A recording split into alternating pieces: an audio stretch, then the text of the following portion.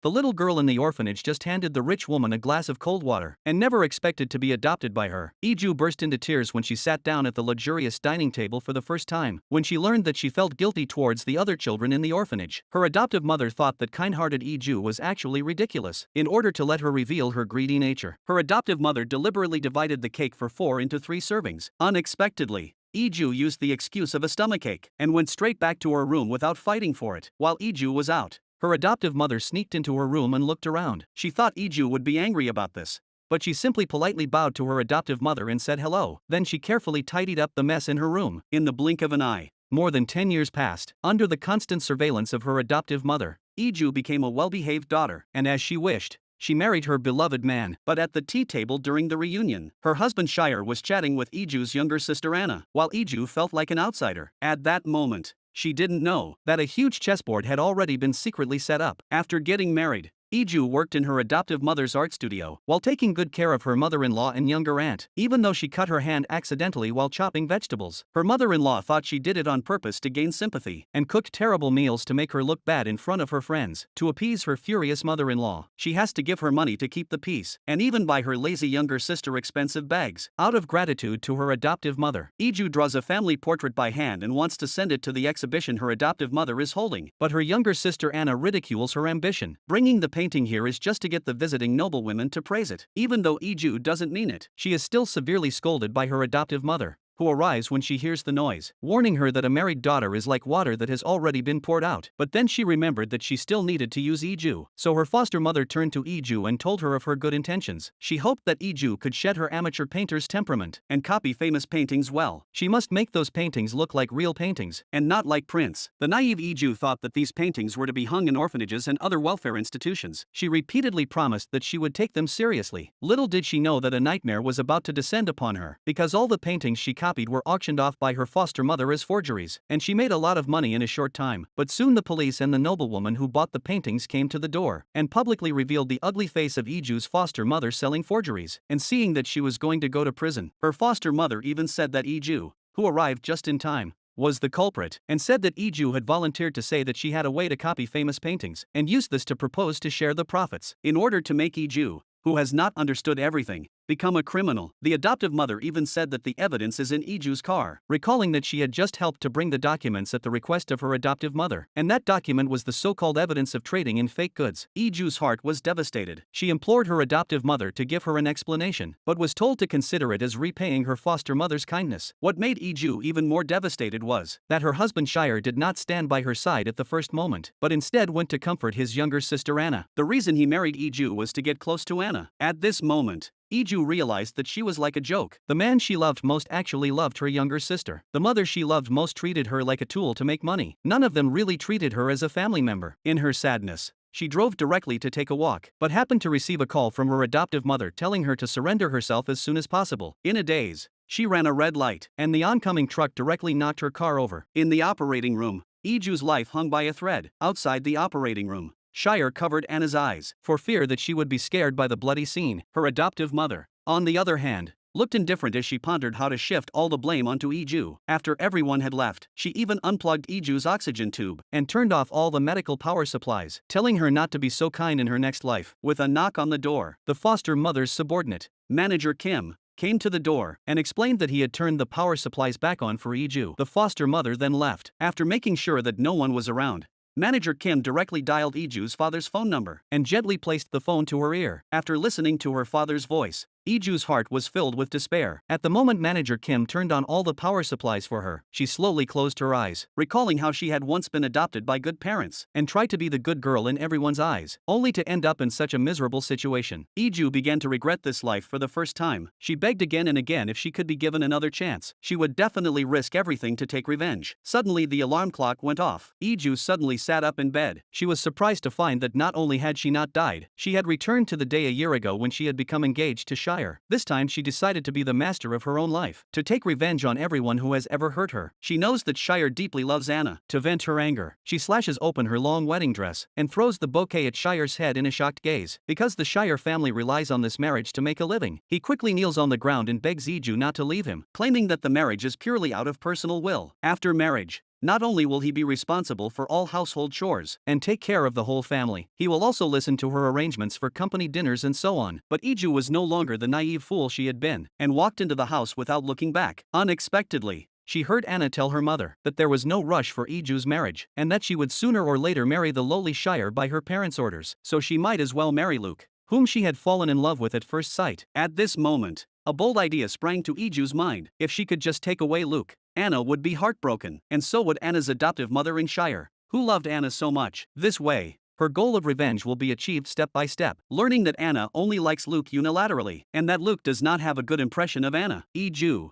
through Luke's journalist cousin, who is also her good friend, learned about Luke's family relationships and his schedule, and walked intimately with Luke into the room that had already been prepared in front of Anna. Just when Iju thought she was about to clear her innocence, she discovered that this was actually Luke's studio. Luke explained that if you are nervous when discussing cooperation, it is easy to become someone else's possession. Just then, Iju received a text message from Anna, saying that she would always wait downstairs in order to destroy Anna's spirit. Iju even proposed to spend the night at Luke's place, watching Luke step by step. Iju was so scared that she didn't know what to do. She kept leaning back, realizing that there was no turning back. She simply told Luke that you are not my type, and let the other party try to seduce her. After discovering that Luke was standing still, Iju took a step closer and asked him why he didn't seduce her. At this moment, Luke suddenly realized that Iju was not the good girl she was rumored to be, but instead a very interesting woman. Iju then told Luke that your grandmother hopes you will get married soon, and that after you get married, she will support you with a large sum of money. Iju said that she knows everything about her competitors, and can even predict the group's movements in advance. The reason she wants to marry him is because he is good looking and has good taste. In addition,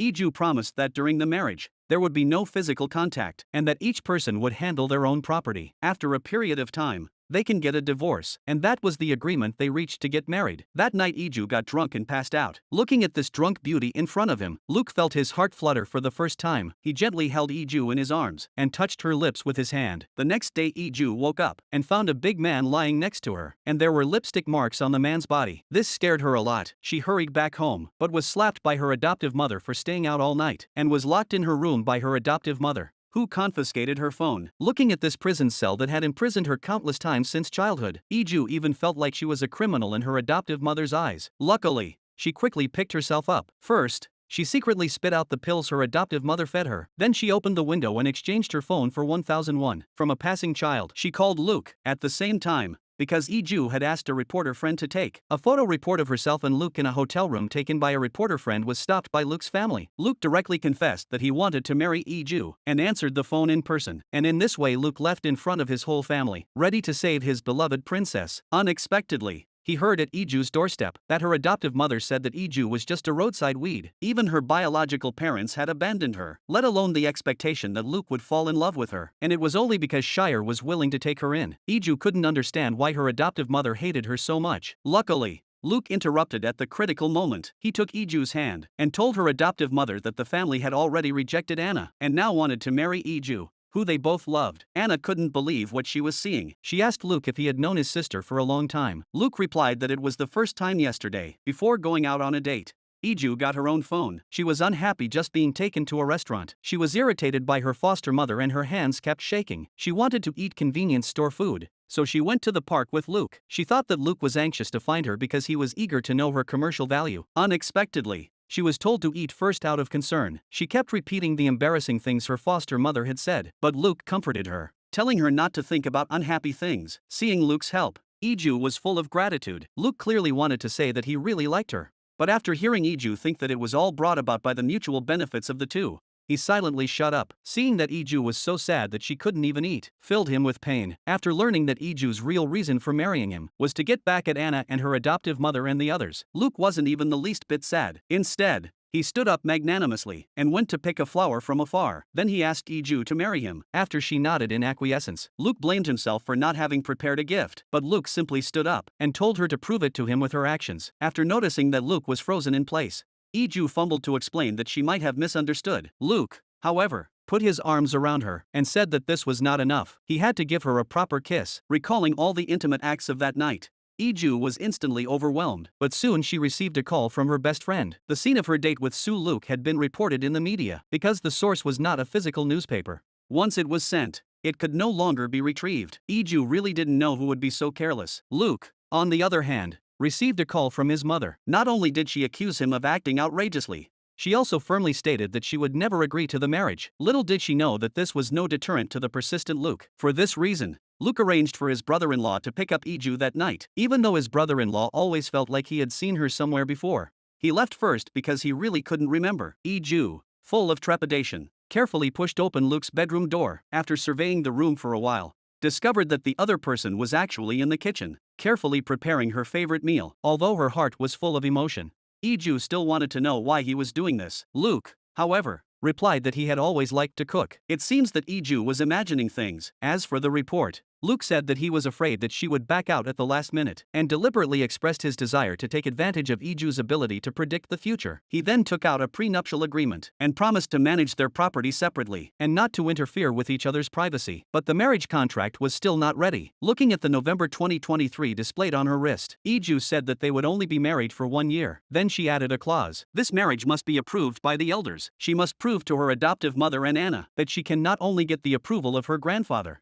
who is recuperating in the hospital, but also be accepted wholeheartedly by Luke's family. The two thus reached an agreement. Because they still needed a place to discuss everything, Luke proposed that Iju just live in his house. He not only stocked up on a bunch of her favorite foods and carefully decorated her room, promising that he would not live here and disturb her, but also handed Iju the house key. On the other side, her brother-in-law was looking at Shire in the office when he suddenly remembered that he had seen Iju bring him lunch, and immediately told his wife Dana about Iju marrying Luke. Although she felt that Iju was a very complicated woman, Dana decided to find an opportunity to personally test her. Coincidentally, she happened to run into Anna shopping with Shire's sister and bluntly asked her what was going on with Iju. But Anna replied that her sister might have a mental problem. Seeing Anna say this about her sister, Dorna realized that she was no good. As for what kind of person Iju is, she still firmly believes that seeing is believing. What Iju didn't know was, Anna and her adoptive mother had long since quietly set a chess game in motion for her, to bring her down and make her disappear from Luke's side. They got Shire's mother, and asked her to stop Iju when she was out, and scolded her loudly for dumping her son for money and power. And then,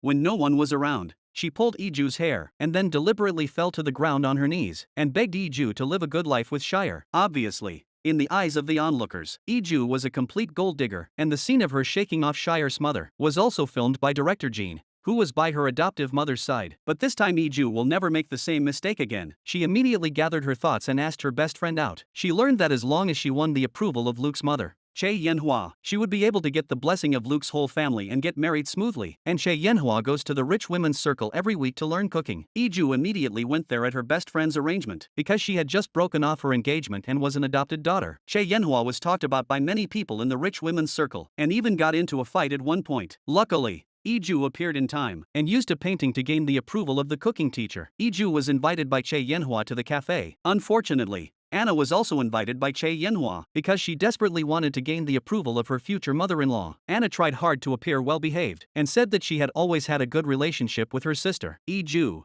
however, said that they did not get along well. Even though Che Yenhua said that Anna had met Luke first, and told Iju to give way and let them be. Iju hopes everyone will respect Luke's wishes. Che Yenhua was just about to say something, when Luke appeared unexpectedly, because just now at dinner at home, his brother, who had a bad relationship with him, said at the table that Iju was an adopted daughter, and that the origin of her biological parents was unclear. She would definitely have a distorted personality because she was not loved as a child, which caused her father and grandmother to have prejudices against Iju. He was trying his best to restrain his anger to pick up his mother, but he didn't expect his mother to also look down on Iju. Even though Iju said that Che Yenhua also did not get the approval of her parents, and walked with Luke's divorced father who had a child, I guess she must be able to distinguish right from wrong and understand herself. Che Yenhua still felt that she was not worthy of Luke. When asked if she really loved Luke, Iju paused for a moment, because she married Luke just to take revenge. After hesitation, she said that she had cancelled the marriage contract because she had been betrayed, and therefore no longer pursued love. However, she believed that Luke would not betray a woman or his own people. Luke then pulled Iju out, and,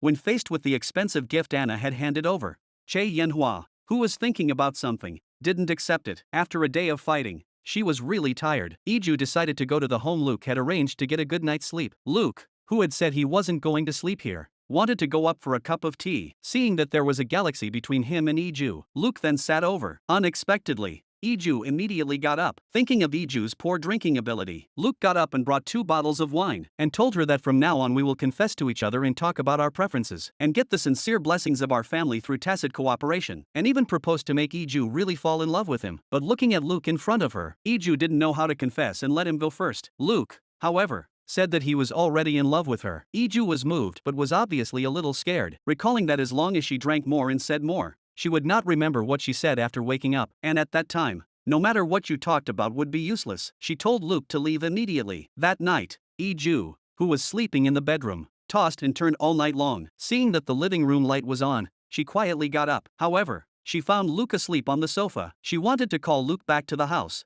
but she saw that Luke's forehead was covered in sweat, and he kept mumbling in his sleep. She had to stay and take care of this unpredictable man. Unexpectedly, this scene happened to be discovered by Che Yinhua, who arrived the next day. Seeing that her son had rarely slept so soundly, she called Iju outside and told her to propose marriage at the weekend and ask her family to come. When the adoptive father heard the news, he was full of excitement, because whichever daughter married into the family would be helpful for his career, but the adoptive mother strongly discouraged it. At that moment, Iju's grandfather also called and said he agreed to the marriage. It turned out that in order to get his approval, Iju went to the hospital with manager Kim. After discovering that Iju was not being treated well, manager Kim went back to report the situation to her adoptive mother. Unexpectedly, before her rebirth, Iju had received a call from her grandfather. He hoped that Iju would forgive him, otherwise, he would not be at peace even in death. Even though she did not know what her grandfather was referring to, Iju still said that she forgave him completely. As a result, the grandfather and grandson were able to remove their barriers. Soon, the day came for the parents of both sides to meet. Because the meeting place was in a shabby countryside, the adoptive father bowed and scraped for the sake of his career. Unexpectedly, the vicious adoptive mother made things difficult for him at every turn. Not only did she accuse the Chable family of not knowing any rules for choosing a venue in the countryside, but also she shamelessly belittled her own daughter in front of everyone. The adoptive mother's move was to sabotage Iju's marriage to Luke, so as to create an opportunity for her own daughter Anna to get close to Luke. Unbeknownst to her, Iju, who had experienced rebirth, had long since taken everything in stride. She gave a small smile and took out a gift, which was enough to peel off a layer of skin from the adoptive mother, and learn that this was a fake hand-painted imitation by Iju based on a famous painting, with impeccable appearance and details. Luke's grandmother instantly beamed with joy, and hurriedly asked someone to hang it in the most prominent place, with pride in her eyes for her future granddaughter-in-law. Looking at the familiar painting, the adoptive mother could no longer sit still, and hurriedly pulled Iju out the door, and asked her where she got it from, because not long ago, she had sold the painting to a noblewoman for a high price, passing it off as a fake. Seeing that she had passed the blame of selling a fake on to her adoptive mother in her previous life, was like an ant on a hot pan at this moment. Iju told her that she had bought it back at the original price on the grounds that there had been a problem with the circulation of the painting. Even if her adoptive mother didn't believe that she had that much money, she could only shut up after verifying with the noblewoman. In addition, Iju produced a letter of guarantee signed by her adoptive mother, confirming that the painting was authentic. Iju said that she must get married and in style. She also warned her adoptive mother not to provoke her. The entire conversation was overheard by director Kim, who was hiding in the shadows. On the way home after proposing, the adoptive father complained that the adoptive mother had deliberately sabotaged Iju's marriage and nearly ruined her career. The adoptive mother blamed the adoptive father for not fighting for their daughter Anna. She was so angry that she even slapped director Kim in the face, and told him that he had not managed the gallery well, and that he should find out where Iju got the 1 billion won. This scene happened to be seen by Shire, who wanted to see Anna. Soon, Anna came out angrily because of her useless mother. She took advantage of Shire's favoritism towards her and hoped that he would help her. After hearing that Iju had conquered the extremely difficult to get mother-in-law, her best friend, and she hurriedly asked her how she had done it, recalling what Che Yinhua had told her that day. If she could get Luke to return to Taizi Group and inherit the family business within 6 months, then she would recognize her as her daughter-in-law. Iju curiously asked her best friend why Luke had set up his own business, but was told that he had always been her grandmother's first choice of successor, but now he was not succeeding to the family business because of his brother. As for what had happened between him and his brother Zhang Su, her best friend did not say a word. Meanwhile, Shire, who was Luke's employee, also began to compete head-on. He said that he had worked hard for the company for 5 years, and now his fiancée was being coveted by the boss. Shire concluded that Iju had always liked him, and that he was prepared to forgive her for everything. Once again, he became her fiancé, and she was just using Luke. Luke remained unmoved, and claimed that he had fallen deeply in love with Iju, and was willing to be used by her. It was clear that this ploy to provoke Luke simply would not work. Shire had no choice but to find Iju, and learned that Iju was moving and didn't want to trouble Luke to pick her up. But Shire shamelessly held onto the suitcase and wanted to see her off. Iju, who had strongly refused, had to agree when Shire said that this was the last time. But as soon as they arrived at Luke's doorstep, Shire, who was not giving up, told Iju that Luke had once wanted to put someone to death when he was a child. He personally pushed his brother off a boat, leaving him disabled. And this was the reason why he had left the Prince Group to set up his own business. Watching Iju, who was stunned, Shire went straight up to her and hugged her, even though Iju pushed him away. Anna managed to capture the two embracing. To confirm Shire's words, Iju called her best friend. She was told that Luke did have a bad relationship with his brother Jiangsu, and Jiangsu did cause the disability when he was alone with Luke. She also insisted that her brother pushed her, but she was not sure about the details. Obviously, Iju, who heard this, also became suspicious of Luke. Little did she know that Luke had also encountered a major problem. The project he had long negotiated with the Crown Prince Group was suddenly breached by Jiangsu. Shire took the opportunity to fan the flames, saying that the other party had breached the contract because of Luke's marriage to Iju. After all, Iju's adoptive father's company had a bad reputation. Luke, on the other hand, insisted that marriage and work did not interfere with each other, and thus began to compete with his brother Jiangsu. At the group's press conference, Jiangsu caused everyone to be dissatisfied. He claimed that he would definitely use the additional money to make the community the most luxurious in the country, and give them more space. Just when everyone was about to waver, Luke appeared in time. Not only did he say that Jiangsu had only added useless underground parking space, he was taking revenge because of his own marriage. He also said that he would continue to cooperate with the Prince Group to create the most comfortable homes for everyone, and asked everyone to vote by show of hands whether or not they wanted to continue to cooperate with him. Seeing that everyone raised their hands to support Luke, Jiangsu could only reluctantly admit defeat. On the other hand,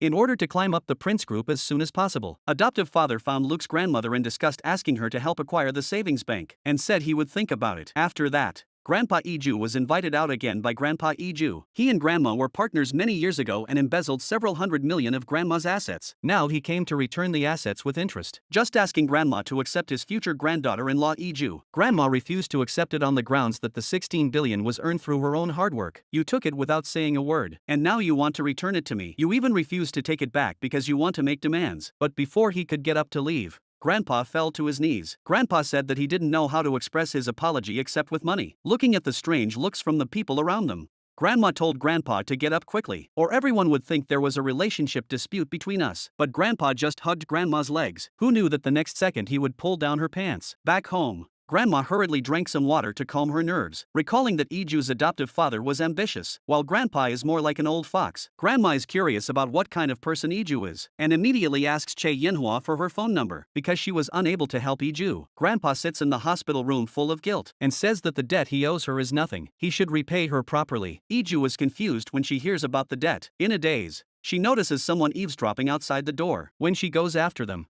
she discovers that it is manager Kim spying on her. He learned that he is now very curious about who will win in the end, her or her adoptive mother, and is considering which side to take. Iju asks him to support her, no matter how much it costs. But manager Kim says he is not interested in money. The day of learning to cook quickly arrived. Paradoxically, Iju did not take the initiative to approach Cha Yunhua. Instead, she struck up a conversation with the cooking teacher, who liked her paintings. Curious, Cha Yunhua decided to take the initiative to approach Iju and remind her that the cake is for Luke. Remember to cut off the burnt part and sprinkle some sugar on it. Although her words were full of disdain, she could not hide her satisfaction with her daughter-in-law. That night, Luke, who never went home, walked in without any defense. Iju told him to stand still and not move as she prepared to pour the cake away, but Luke grabbed it and used all his strength to cut off a piece and shoved it straight into his mouth. The embarrassing thing was that no matter how hard he chewed, he could not break it down. At the dinner table, in the face of Luke's delicious food, Iju lost her appetite. She said that when the two of them were alone, there was no need to act affectionate. Luke asked her what she would do if she seriously wanted to get married, recalling what Shire had said.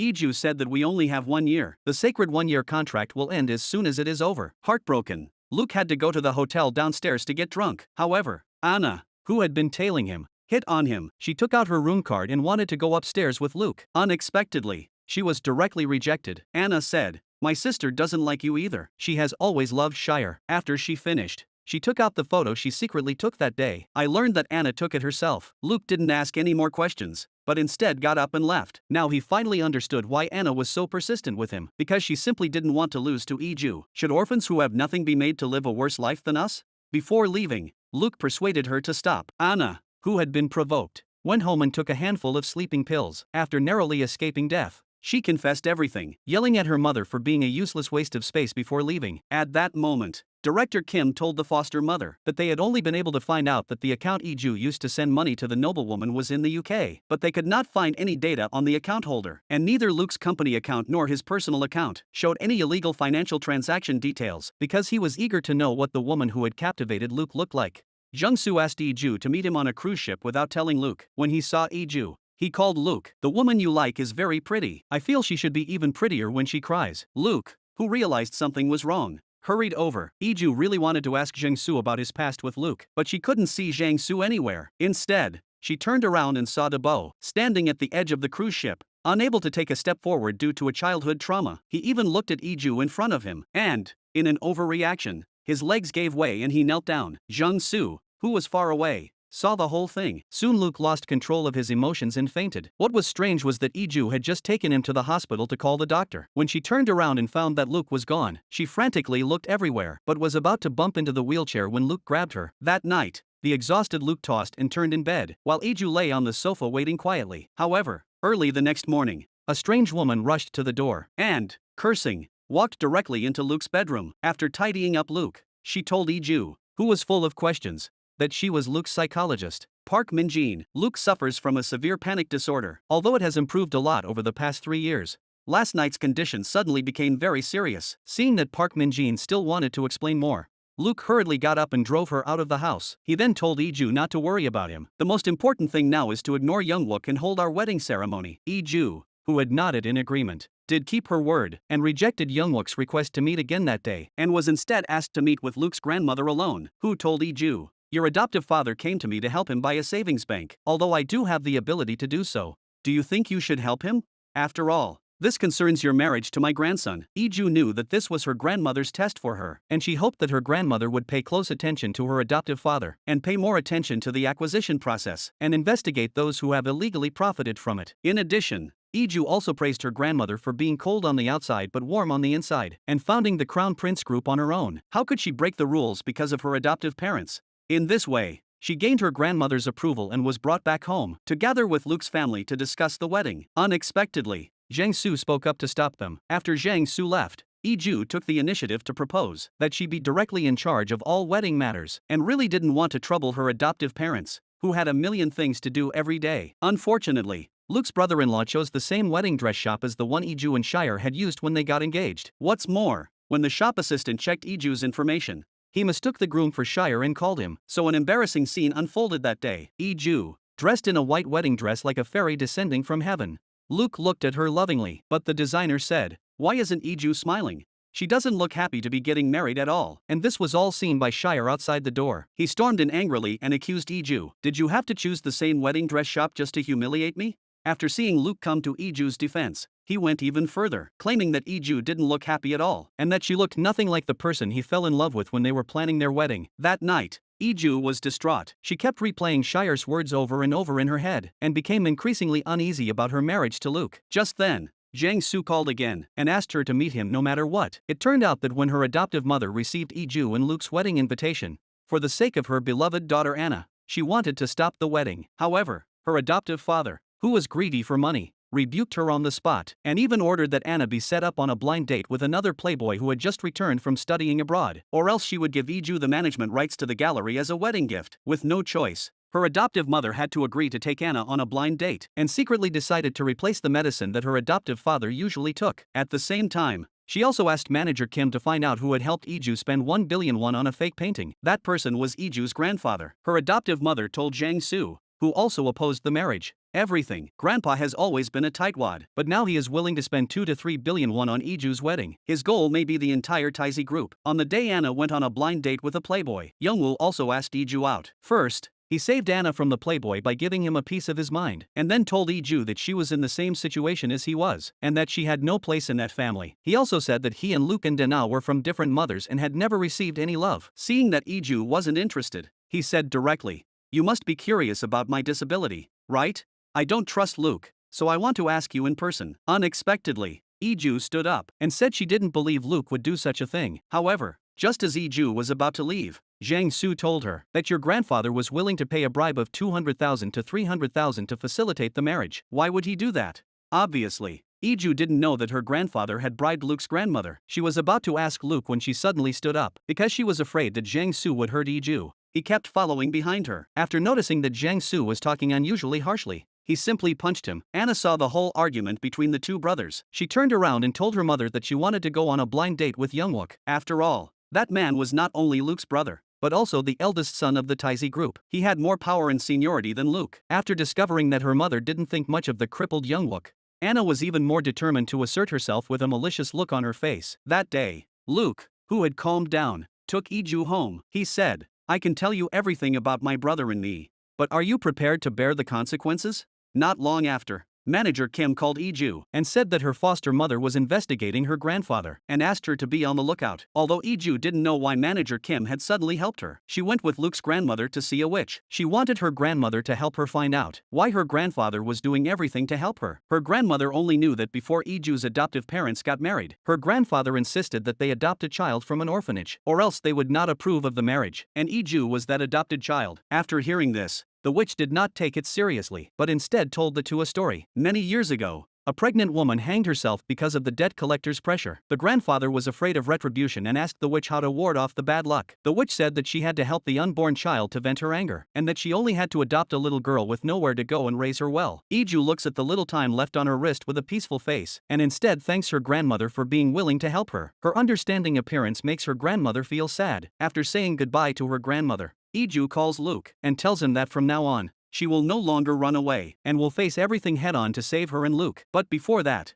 there is someone else she needs to see. In the blink of an eye, she arrives at the hospital and hands her grandfather the wedding invitation, promising that she will definitely pay back the 1 billion won he spent on the painting, and telling him not to feel guilty about her. He should pray more for the dead pregnant woman and her child. No matter what, I can never be a replacement for her. Then Grandpa took out a photo and told Iju, "This is the last photo of her and her biological mother. Her biological mother gave it to me." Hearing this, Iju was shocked. She was about to ask what he meant when her adoptive mother started banging on the door. To protect Iju, Grandpa told her to hide in the closet, but she accidentally dropped the photo on the floor. Her adoptive mother angrily asked her grandfather why he was protecting Iju's marriage, and whether it was because he was sure that Luke would be the successor to the Crown Prince group. Seeing that her adoptive mother was about to discover the photo on the floor, her grandfather quickly got up and stepped on it. In order to make her adoptive mother leave quickly, he had to agree with her on everything and say, "Whatever you say is fine with me. I will definitely listen to you in the future." Who knew that her adoptive mother would ask her grandfather to transfer all his shares to Anna and warn him not to tell Iju's real identity? It turns out that Iju is the real daughter of the adoptive father. Grandpa never expected that the adoptive mother would know about all this. Iju, who was in the closet, bit her hand hard. The grievances she had suffered for 25 years made her at a loss as to how to face the people around her. Meanwhile, Luke came to see her. However, he found that she had not returned home yet at such a late hour. Just as he was about to leave, he noticed an album on the shelf. After flipping through it, he saw that it was full of portraits Iju had drawn of him. Among them was also a self-portrait of Iju. But as the pages turned, Luke suddenly looked very pale. Under the strong visual impact, he suddenly felt short of breath. His mind was filled with the images from the car accident. Just then, he received a phone call from the police station. When he hurriedly arrived, he found Iju sitting there with her bare feet and a heart of ashes. Not saying a word, he carefully carried Iju home. After wiping her feet, he sat by the bedside and coaxed her to sleep. Soon, the day of their wedding arrived. The in-laws happily welcomed the guests at the door, but Iju, dressed in a wedding dress, was full of sadness inside the house. When her adoptive mother slowly walked in, she told her that even if she was dressed up in a gorgeous wedding dress, it couldn't change her humble origins. She also said that her adoptive father would not be attending because of his busy business. Looking at her smug and triumphant expression, Iju's anger burned more and more fiercely. She picked up a vase and tried to smash it over her adoptive mother's head. At the critical moment, Luke stopped her in time. He sent away the staff who were taking photos and asked Iju, "You've come this far, do you want to ruin everything?" But Iju, who was overwhelmed by her anger, couldn't care less. She cried and yelled, demanding that her evil adoptive mother pay immediately. Seeing the woman he loved being tortured like this, Luke was full of compassion. He told her to wake up first and said, "Today is our big day. You must smile happily in a gorgeous palace, enviable by everyone." Luke asked her what she wanted him to do. Unexpectedly, Iju wants to destroy her adoptive mother's family. In the midst of Luke's repeated promises, Iju finally enters the marriage hall with him in the best posture. They read the wedding vows to each other amidst the blessings of their relatives and friends, as if they were the happiest couple in the world. Luke's parents are very satisfied with this daughter-in-law. Grandma also treats her granddaughter-in-law like her own. When it was Iju's turn to bow to her adoptive mother and thank her, Iju tried hard to put on a smile, but her adoptive mother said, "You must be disappointed that your adoptive father didn't come." Iju said, "You didn't let him come, did you?" Her adoptive mother's expression changed at this. This was just the beginning of Iju's plan to destroy her. During the group photo session after the wedding, the photographer was about to press the shutter. Anna deliberately appeared in a white dress and sparkles. She ignored the photographer's objections and stood next to Iju, took out her phone, and posted a photo of herself with Iju on social media. The comments section was instantly filled with comments like, "Anna is even more beautiful. I thought it was beautiful Anna getting married. Anna is so much more beautiful than her sister." On their wedding night, Iju went into the bedroom first. Citing fatigue, Luke was left standing stupidly at the door. The next morning, Luke discovered that Iju had disappeared. She left a note saying that she was going away for a couple of days to clear her head. By the sea, Iju sat alone, watching the couple strolling hand in hand. Her mind unconsciously conjured up Luke's face. She tried hard not to think about him, but when she opened her eyes, she saw a familiar figure walking towards her. Luke had followed Iju's note and traveled thousands of miles to find her. Although he had always been afraid of the water, he still praised the place as really beautiful. In Iju's puzzled eyes, he also told the secret that he had hidden in his heart when he was a child. He went to a cruise party with his father and his brother Jiangsu. Luke had only wanted to play a joke, but the shocked Jiangsu dropped his phone into the sea, because it was the only thing his biological mother left behind when she ran away. So Jiangsu grabbed Luke by the collar and pushed him into the sea, demanding that he immediately jump in to find his phone for him. Luckily Luke held on to the railing with his life, and it was Jiangsu who fell into the sea instead, causing nerve damage when he hit the railing and losing his leg. But because the onlookers all said they saw Luke arguing with Jiangsu, he became the bad kid everyone said pushed his brother into the sea, and even got slapped by his father for it. Since then,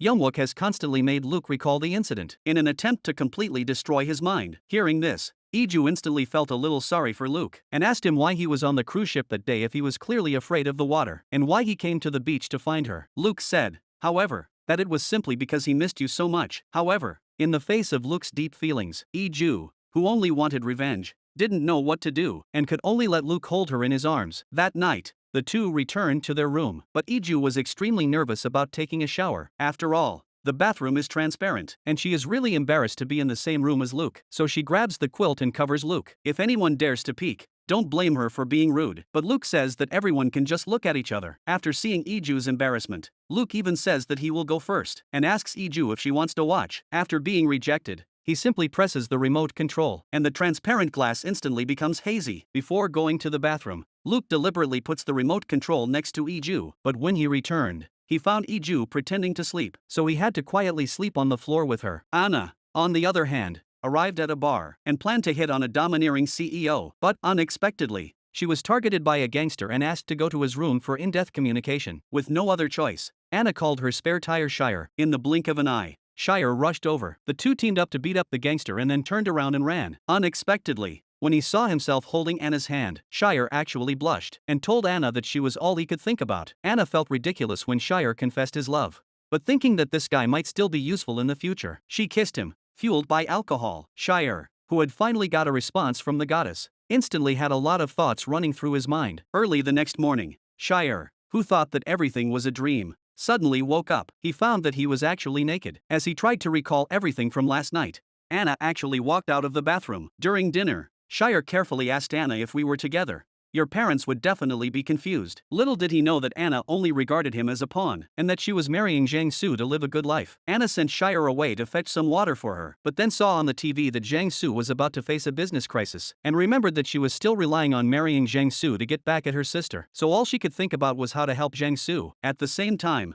her grandmother also scolded Jiangsu for taking bribes because of this crisis, and told him that since he had obtained that project by unscrupulous means, he should do his best to make it up to everyone else. If the construction period is delayed, it will be harmful to everyone. In order to quickly fill this hole and get the project back on track, Youngwook decides to bribe the new executive department, but the secret funds he deducted from the public security management fees have all been used up. Now he can either pledge his shares in the Crown Prince Group or go to loan sharks, and the only person who can lend this much money at such high interest is Iju's father. Looking at the business card his foster mother put down, Youngwook decides to join forces with Anna. On the other hand, Iju, in order to help Luke overcome his psychological trauma, once again took him to the beach and, after taking off his shoes, told him not to look at the sea with his eyes, but to feel it with his feet. Like this, even though he was still scared inside, Luke boldly took that step. They happily played on the beach, and all the bad things became a thing of the past. But after 2 days of strategy, Iju still didn't want to sleep in the same bed with him. Luke teased her, saying that she didn't dare to sleep in the same bed with him. Unexpectedly, this trick worked. Iju took out a blanket and put it between the two of them. She told Luke, "Neither of us can cross the line,"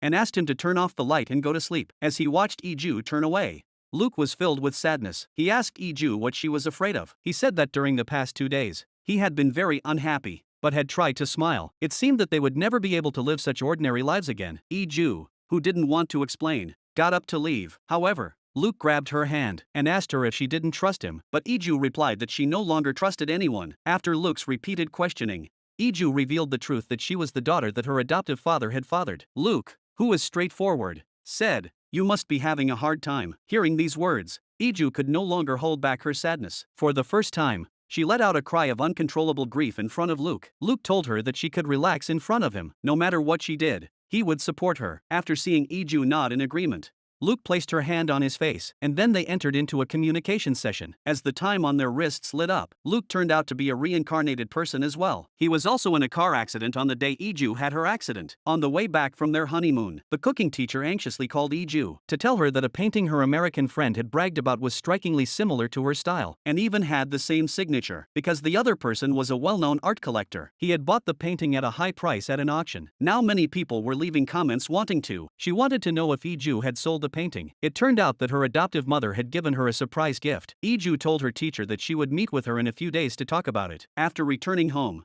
Iju found her grandfather and asked about the origin of her family background. Grandfather said that it was indeed because of the loan shark who killed the pregnant woman that he took her in. But there was a missing part of the story. It turned out that when her father Han Jinxiong and her adoptive mother Jingwei were dating, Iju's mother was already pregnant with her, and she was hoping that Grandpa would let her marry Jinxiong while she was pregnant. However, Grandpa firmly opposed it because he had just killed a pregnant woman and gave her a sum of money. 3 years later, she begged Grandpa to register Iju in the household register, but Grandpa still firmly refused and drove her away. Later, Iju's family had a fire, and her mother and Iju were killed. Grandpa thought that they were killed by him again, so he went to a witch to seek help. Unexpectedly, he was told that the child was Iju and had not died. Afterwards, the grandfather helped Iju do a paternity test. This is how he learned that Iju had returned to the family. As for how the adoptive mother knew about this, the grandfather was not sure. Iju begged the grandfather not to tell her father about this. She wanted these people to know who they were. Let them regret what they had done. On the other side, the adoptive mother reminded her adoptive father while giving him his medicine. "You suddenly fainted on Iju's wedding day. Why don't you take some time to rest?"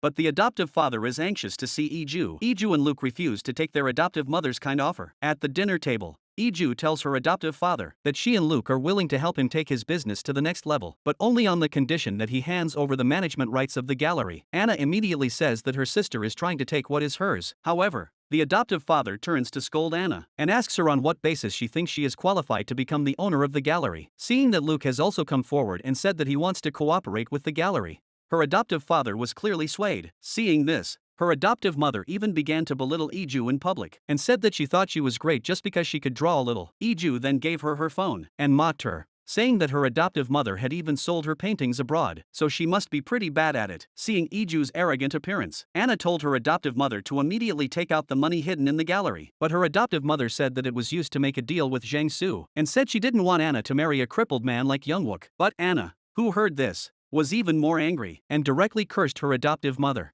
who kept saying she was good to her and that she had also used her before she was born in order to marry her father. The adoptive mother slapped her in a fit of anger and then apologized to Anna with remorse. Luke's mother, in order to find out more about Iju, found Iju's best friend and asked her why she helped Iju, but told Iju's adoptive mother that she was too vicious and had been secretly selling Iju's paintings anonymously for high prices, while Iju had been bullied at school but had unswervingly stood by her side and was a very kind and beautiful girl. In addition, she was also the only woman who did not make her cousin Luke hate her. That day at the family banquet, as soon as Luke's mother saw Iju, she opened her arms wide and embraced this kind daughter-in-law like she was hugging her own daughter. During the meal, she even hoped that the two would have a child soon, but at this time, Jung-soo appeared with Anna. The whole family humiliated Anna. Even Luke's sensible mother and grandmother scoffed at this marriage. They really couldn't understand why Anna would fall for her brother-in-law's brother just 2 days after her sister got married. Who knew that Jang-soo said that Anna really liked him, and proudly patted his disabled leg to show how honored he was to be liked by someone like him. Seeing that the two half-brothers were about to fight over a woman, Grandma angrily drove them all out. But even so,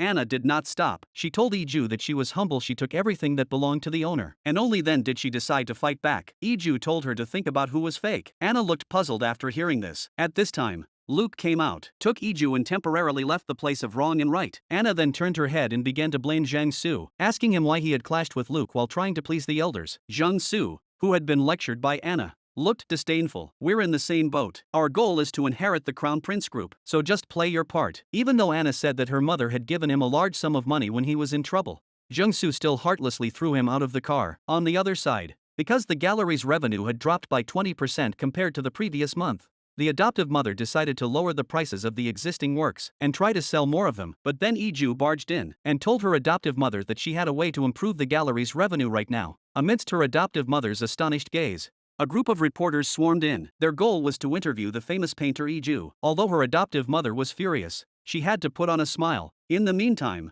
Iju took the opportunity to put on a show of mother-daughter affection, saying that thanks to her adoptive mother, she had expanded her horizons by selling her paintings overseas, and that she hoped to expand her territory little by little, starting from the domestic market. When the reporter left, the foster mother asked Iju if she wanted to have her cake and eat it too. You took 50% of the profits from the auction of the painting. Now you want 50% of the profits from the sale of the painting. Iju said she didn't want any of the money this time. The only thing she asked for was to take one painting. Take the masterpiece painted by the artist Shan Chen. It is now the representative work of the gallery. In order to make more money from Iju's painting, the foster mother had no choice but to agree, even though she was unhappy. After everything was done, Iju found her adoptive father again and reminded him to persuade his sister Anna properly, because Jang-soo was not a good person at all. Then she got up and told her adoptive father not to worry about business. The bank acquisition was proceeding in an orderly manner. After that, she plucked a few white hairs for her adoptive father. Unbeknownst to Iju, she did not throw away those hairs, and then plucked a few more from her own head and sent them to the hospital in an envelope for a paternity test. That night, the adoptive father told the adoptive mother that Hualang could be slowly transferred to Iju. Because of Anna and Jang-soo's affair, the company's image had been seriously damaged. He would never agree to the marriage of the two. In order to continue to gain a foothold in this family, the adoptive mother decided to let Anna take over the shares held by her grandfather as soon as possible. But as soon as she arrived at the nursing home, she discovered that her grandfather had disappeared. Instead, he left a note saying that the hospital fees would be a problem for the people who came to visit him later, and emphasized that he had discharged himself from the hospital. The adoptive mother then realized that Grandpa had never intended to give the shares to Anna in the first place, and that his escape had been planned. Recalling that the cowardly Grandpa would always consult a witch, the adoptive mother immediately rushed over. She bribed the witch with a large sum of money, but was surprised to be told that Iju had come with Grandma. In a trance, the adoptive mother seemed to realize something. She quickly took out the small note left by Grandpa from her bag, and sure enough, she found that the handwriting on it was the same as Iju's. She guessed that Iju might already know her true identity. She and her grandfather had already become in the same boat. At the same time, her grandfather called the law firm and decided to give Iju all his shares when the stock price rises. He hoped that the law firm would prepare well. What her adoptive mother never expected was that her most trusted Chief Kim had long since become Iju's little helper. Chief Kim reminded her that her adoptive mother seems to have discovered her secret dealings with her grandfather and is beginning to suspect that Iju knows her real identity. As for her adoptive mother's past, Manager Kim is still investigating and says that although it has taken a long time, he is currently tracking down the location of the nanny who was fired for drugging Iju. He learns that her grandfather is doing well in the nursing home manager Kim arranged for him, and Iju asks him if he has received the painting. Manager Kim asks in puzzlement how she knew that he wanted the painting. It turned out that Manager Kim had been eyeing the painting at the gallery, and Iju had then given it to him. Meanwhile, the female secretary noticed that Luke hadn't been home for a few days, and even went so far as to prepare a breakfast in the hopes of winning his heart. Little did she know that Luke, who had responded with a smile, had only Iju, his wife, in his heart. He turned around and poured the breakfast into the trash can. Shen, a junior who had witnessed the whole thing, was very puzzled and quickly retrieved the food from the trash can to remind Luke not to pollute the environment. Seeing his best friend, who had been hanging around the CEO's office, Luke tentatively asked him, "How about you become the company's representative?" When Sean Kwan heard this, he immediately knelt down and vowed that he would never come in here without permission again. After noticing that Luke's face looked strange, He asked if he wanted to give up and return to the Prince group, even though Luke immediately rejected the idea. He obviously couldn't deceive his own heart. After all, in order to help Iju take revenge on her adoptive mother, he still needs to rely on his grandmother's Prince group. That night, Luke prepared a delicious dinner for Iju. He remembered that Iju had a phobia of food because she had been drugged by her adoptive mother since she was young. He was about to taste the food with a spoon to help her. Unexpectedly, Iju had already let her guard down. Luke froze for a moment. After hearing Iju say that she feels healed in this home that belongs to just the two of them, Luke wants even more to protect the heartbreaking girl in front of him. He has never wanted to return to the Prince group to compete with his brother for the family fortune, and also recalls when he was a child. He went to the construction site to look for his grandmother, and she said that the houses being built now are homes where people get along harmoniously, and they will eat, sleep, and chat with the people they love in them. The young Luke said that he wanted to do the same thing as his grandmother in the future. The two people, lost in their happiness, would never have guessed. During the day, Anna used her feminine wiles to get Shire to help deal with Iju. She didn't want to be worse off than Iju. Shire, at her urging, entered Iju's home. Not only did he see the picture Iju had drawn for Luke, but he also found a file in a drawer. The contents of the file made his eyes pop open. To relieve his inner anguish, he drank a lot, but as soon as he got home, he heard his mother complain that he hadn't married Iju, and he has to stay at home and suffer. At that moment, his younger sister found a video and asked her mother what it was. Then she barged into her brother's room and said she would help him if he gave her 200,000 yuan, but Shire pushed her out of the room. That night, Shire could not sleep, but the next day, he met Iju, who had come to see Luke. Outside the company, he questioned whether Iju really liked Luke and could not understand Shire's intentions. Iju simply confessed that she loves Luke very much, but she doesn't want to tell an outsider how much she loves him. At that moment, Luke came over and said that his wife was right. He warned Shire not to approach Iju again. Then the two of them embraced and left. That day, Shire handed the stolen marriage contract to Anna. Jung Soo, who had learned about this, wanted to take revenge. At the family gathering, he said that Luke just wanted to use the marriage to gain his grandmother's trust and obtain a large investment. Anna was also fanning the flames. My sister just wants to get away from the family that adopted her. Maybe that's a bit ungrateful, because I really like this daughter-in-law. The mother-in-law told Iju and Luke to explain themselves, but all they got was an apology. The grandmother, who couldn't take the blow, collapsed. Luke confessed to his father outside the door. Although the marriage to Iju started with a contract, they now love each other deeply. His father left speechless, seeing the lost Luke.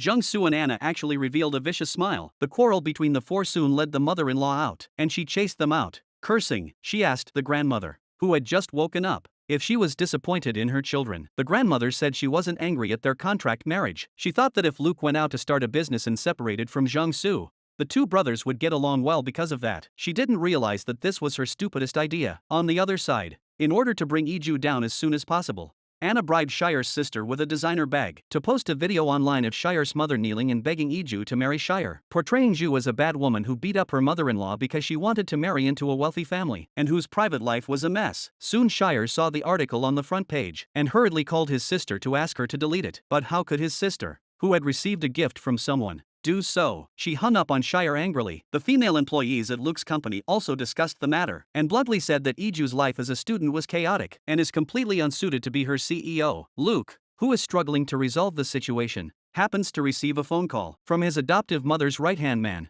Manager Kim, who asks if Iju is around, as he has urgent business to discuss with her. Luke's face instantly turns pale after hearing what the other person says. On the other side of the cooking class, Iju's mother-in-law completely ignores her, realizing that the atmosphere is not right. The mother-in-law directly teases that Luke should divorce the unprincipled Iju, and even maliciously said that she was willing to find Luke a second wife. Unexpectedly, the humiliated mother-in-law flew into a rage, and the two fought. When the woman grabbed the mother-in-law by the collar, Iju immediately took out her phone to record the evidence, and warned the woman that if she didn't let go, she would take her to the police station. After seeing the mother-in-law pushed to the side, Iju slapped the woman directly and asked her to apologize to the mother-in-law immediately. This move deeply touched the grandmother. After class, she asked Iju to step aside. She asked Iju why she had agreed to marry Luke. Coincidentally, Luke arrived in time. He told her what Manager Kim had told him about Iju being drugged by her foster mother when she was young. Luke also showed her the original video of Iju being slandered for hitting Shire's mother. The foster mother had once tried to prevent Iju from marrying into the family, and even bribed Shire's mother to embarrass her in public. They were determined to ruin Iju no matter what. Learning that her daughter-in-law had been drugged and abused by her adoptive mother,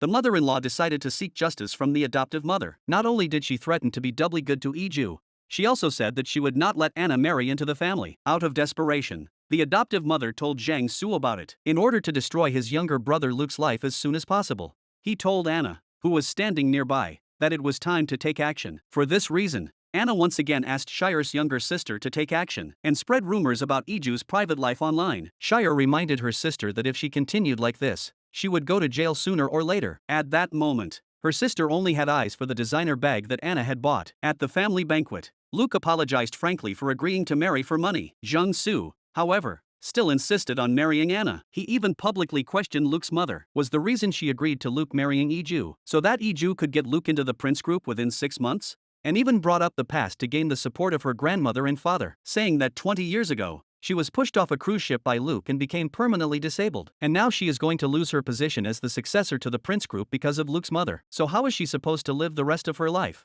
Seeing that her grandmother and father were making some kind of move, really couldn't stand it. Luke, who couldn't stand the hypocritical face of his brother, took out a hard drive and told everyone that it was a film from the cruise ship 20 years ago, which clearly showed that day, Jiang Su was going to push him overboard to drown, but he didn't stand firmly and accidentally fell in. Even the sound was recorded clearly. After discovering that his father was full of disbelief, his mother said that it was taken by a group of people filming migratory birds. The reason why he has been reluctant to make it public is that he is afraid that others will say that as a mother, I am pursuing right and wrong against a son with limited mobility. Facing this ironclad evidence, Jiang Su is actually still righteous and scolds Luke for having ulterior motives in bringing this out now, and said that he was young at the time because he was in a panic and couldn't remember. Seeing that the family was about to have another fight, Grandma directly dropped the hard drive onto the floor. After calming down a bit, she told Luke and Jiang Su alone, now I'll let you stop fighting. It's impossible. Since you're going to fight, might as well fight a good fight. Luke, who had this in mind, gladly agreed. Jiang Su could only accept this war without smoke. In order to ensure the downfall of Luke, Jiang Su immediately called his adoptive mother, asking her to use all her connections to damage Luke's image, so that everyone knows he got back into the prince group through the back door. In exchange, the foster mother asked Jiang Su to find out how the acquisition of the savings bank by her foster father was progressing. On the other side,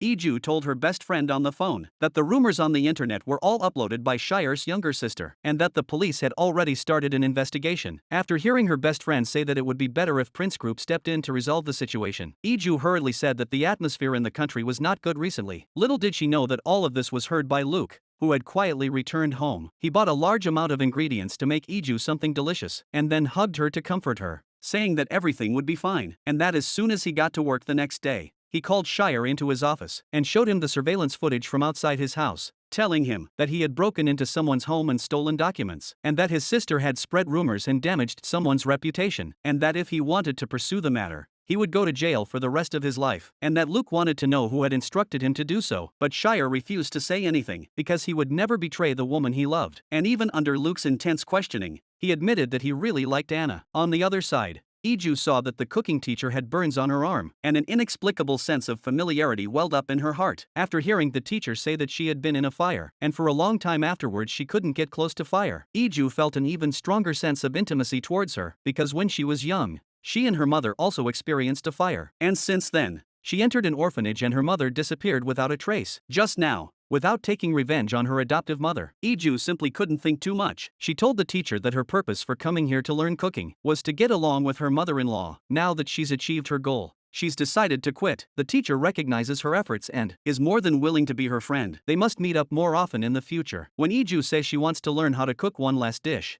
the teacher patiently teaches her, and when the massage is over, Iju has already prepared the meal. She tells her grandmother that she wants to cook for her. She says that when she was little, someone put poison in her food, which left a lasting impression on her. She's afraid of food. In the expectant gaze of Iju, Grandma scoops up a spoonful of rice and eats it, and slowly comes to accept this girl who has agreed to marry Luke. Before they part, she finally asks Iju if she really likes Luke. Iju replies without hesitation, very much. Hearing this, Grandma beams with joy, because long before Iju came, she had asked Luke why they had to get married in a contract marriage, but was told that even if it was an outrageous way to get married, he still wanted to keep Iju by his side. Now that she knows that her grandson and granddaughter-in-law are in agreement, and that they will build a home together for the rest of their lives, her heart is naturally full of joy. Not to mention that she will not oppose this marriage. Meanwhile, as soon as Iju left, she received a call from manager Kim, who said that he had found the nanny who had been kicked out of the house by her adoptive mother. She had gone through many twists and turns, but she had never gone far, and was now working as a handyman in a small shop. When she saw that Iju was still alive, The nanny was instantly overjoyed. After calming down,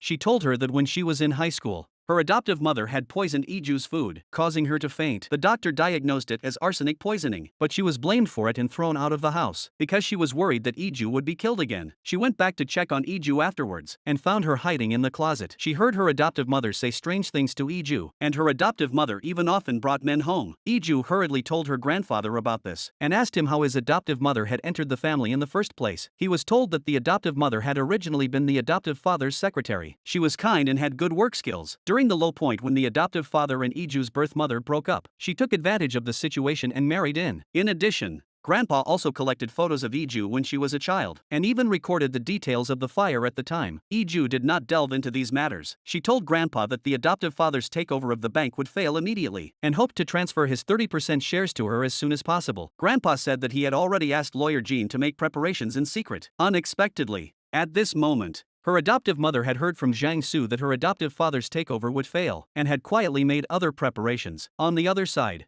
Shire's sister was being held in the police station at this moment. Donna even hired a lawyer to collect evidence, and was determined to make her pay. With no way out, Shire had no choice but to call Anna, and ask her to find her father to beg for mercy and find a way out for her. Unexpectedly, Anna not only blamed Shire for being so careless, but also acted as if it was none of her business. After discovering that Anna was unwilling to help in any way, Shire turned to Iju and begged for mercy, even kneeling down to reflect on himself. Obviously, Iju was somewhat moved, but she was not prepared to forgive Shire so easily after suffering a loss. Instead, she made a condition to him, asking him to confess everything he had done in front of his best friend, the reporter. At the Prince Group's internal meeting, Jiang Su, in front of all the senior management, accused Luke and Iju of bringing a lot of negative influence to the group, and that they should give a reasonable explanation to everyone in person. Just then, a piece of news was released. Luke told Jiang Su that Shire had just told the truth about spreading rumors about Iju. He confessed that he divorced Iju because he had fallen in love with Anna, and was instigated by Anna to write slanderous false articles about Iju. There was also evidence in the form of recordings and voice messages with his sister. Public opinion reversed in an instant. Jiang Su's face was as embarrassed as a bitter melon. Before he could open his mouth to explain, Luke said that there was still a big problem. Recently, the Taizi Group construction site has been constantly reported. Workers were required to lay cement in heavy rain. Not only is it a violation of working hours, but also forced overtime. There also seem to be many substandard aspects of the construction. In order to get more rebates, Jiang Su chose substandard cement. He was speechless for a moment. Anna,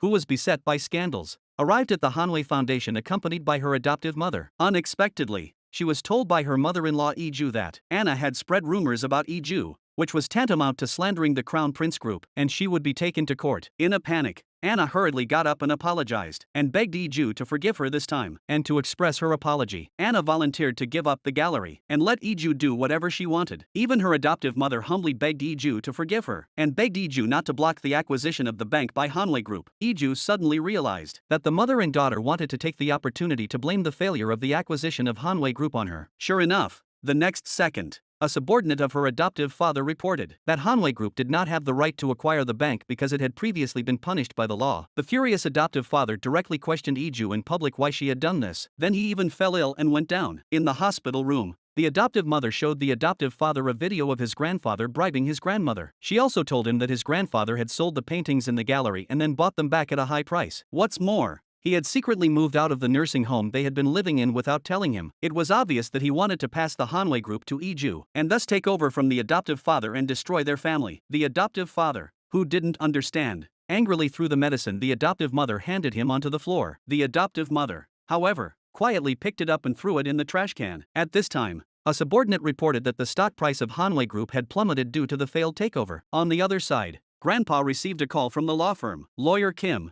who had been bribed with banknotes by the adoptive mother, told him that he could not gift his shares to Iju now, because the adoptive mother had taken advantage of the gap between his moving out of the nursing home and his disappearance, to apply to become Grandpa's guardian in the name of the adoptive father, and even forged a diagnosis of dementia. This move left Grandpa at a loss for what to do. He hurriedly found Iju, and told her to be more careful with her adoptive mother. In addition, Grandpa said that what the nanny had said was a bit scary when he thought about it. The nanny said that the adoptive mother had said in front of Iju's bed, "How could you return to this family?" Obviously, she had said this after learning that Iju was the adoptive father's biological daughter. "Do you want to die completely at my hands?" It felt more like the adoptive mother had tried to kill Iju but failed. Hearing this, Iju suddenly realized. She took out the notebook that Grandpa had organized and took a picture of the murderer who had set fire to her and her mother. On the other side, the adoptive mother told the adoptive father not to worry about everything in the company, and that she had already made her grandfather a person under interdiction. Seeing that the adoptive father let out a sigh of relief,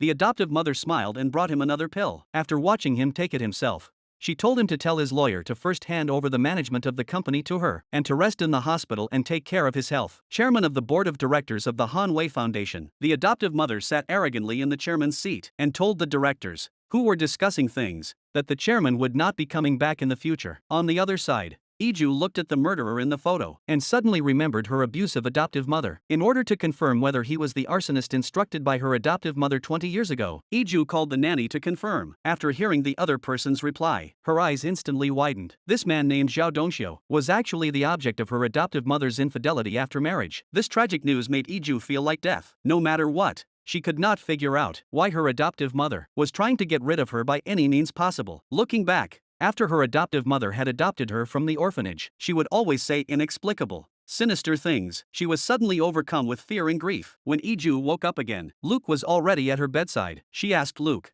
still dazed, why her adoptive mother had tortured her in every way. Looking at Iju, who was in a state of collapse, Luke didn't know what else to do except to hold her tightly. Grandpa saw it all, but at the moment, he couldn't even dispose of his shares as he wished. Apart from regretting having driven Iju's birth mother away and brought in such a vicious woman as her adoptive mother, he also felt a deep sense of helplessness. Meanwhile, her adoptive mother sat by her adoptive father's bedside and told him, who was already fast asleep, that Iju's very existence was a sin. She should have died in the fire completely, or she should have stayed in the orphanage instead of appearing in this family. The adoptive mother even told the adoptive father that this was all his retribution. After all, he was the one who had an affair with Iju's birth mother in the first place. The next morning, Luke sat listlessly in front of Iju's bed and told her that he had thought about it all night and still didn't know why he had gone through what he did. But he was sure that Iju was not at fault. The one who did those things was the most detestable. With Luke's encouragement, Iju went to the adoptive father's hospital room, but was stopped by the adoptive mother's people. Luckily, the commotion alerted her adoptive father, and Iju was let in. What made her despair was that at that moment, her adoptive father was full of resentment towards her and was convinced that it was her that caused the failure of the takeover bid, which led to his current illness. Iju told her adoptive father that it was all thanks to her adoptive mother, who was now sure to take over the presidency of the company and was frantically gathering shareholders to swallow up the entire Hanwei group. Unexpectedly, her adoptive father became even angrier when he heard this and said, "You have finally revealed your true colors. We no longer need a daughter like you. Let's sever ties." Seeing that her adoptive father remained stubborn,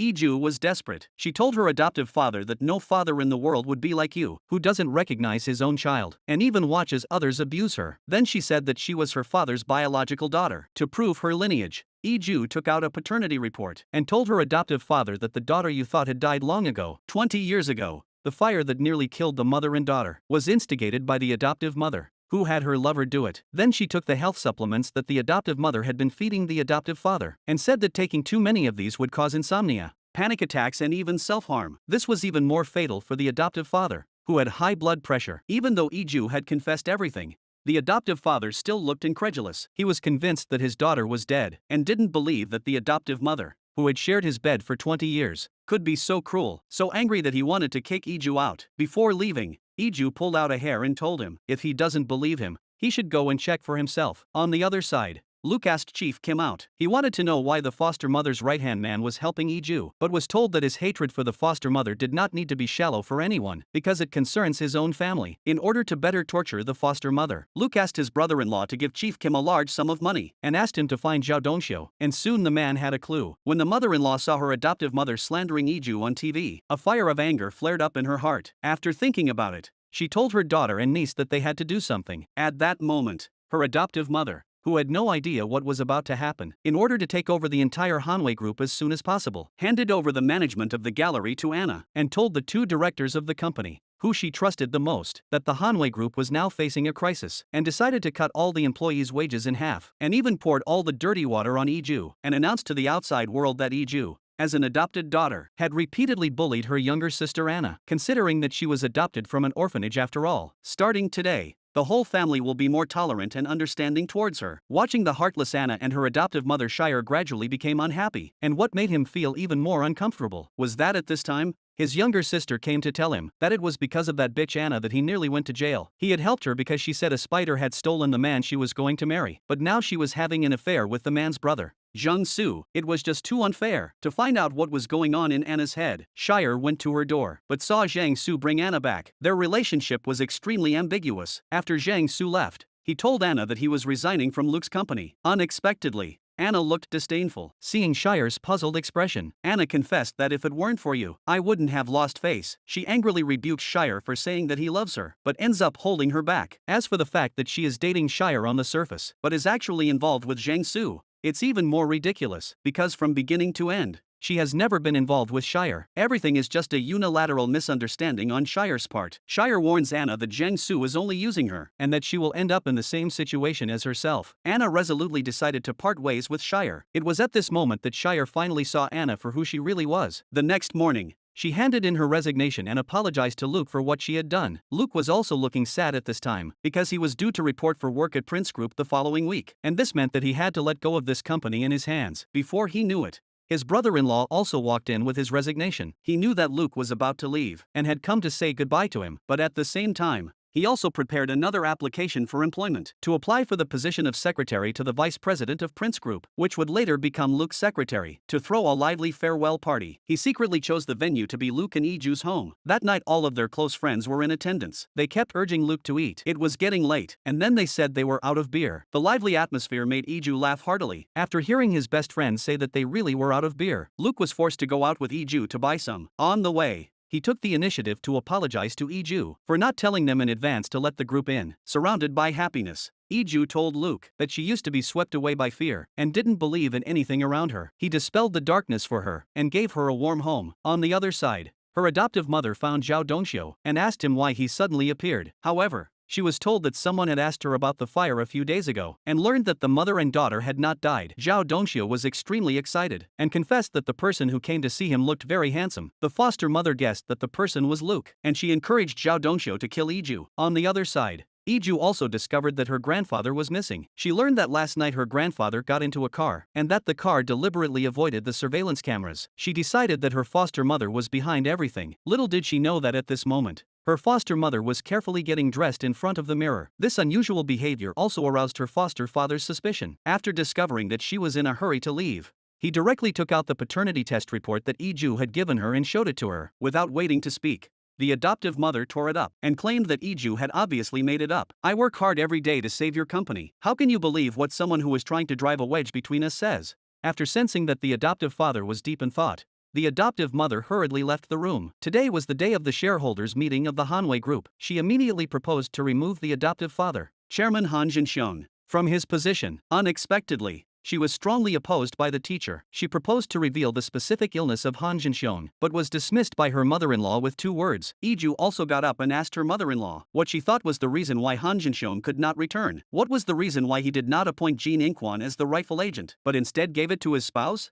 Unexpectedly, the speechless mother-in-law directly told the bodyguard to do it, and tried to get Iju out to avoid confusing the troops. Fortunately, Grandpa arrived in time. The person who brought him here was none other than Chief Jin, who had long since betrayed his mother-in-law. Regardless of whether his son agrees or not, he, as the majority shareholder, definitely disapproved. Grandpa scolded the bodyguard for letting Iju go. At that moment, the teacher, who had gone into hiding for many years, directly revealed his identity. Seeing that his daughter-in-law, who he had driven out of the house and thought had died in the fire, was still alive, Grandpa was instantly filled with shock. He asked Iju if this was really the case. After receiving a positive reply, Grandpa's heart, which had been hanging in the balance, finally settled. This made Grandpa even more determined to transfer all his shares to Iju because he owed it to the mother and daughter. At the shareholders' meeting, Grandpa revealed the identity of the adoptive mother. It was this vicious woman who forged a false testimony of her mental disability, freezing all her shares and preventing them from being transferred. But she will definitely go to the hospital for a psychiatric evaluation again later, and she will leave the management of the Hanwei Foundation to Iju, because Iju has never worked a day in her life. The shareholders were all talking about this, knowing that she could not convince the others.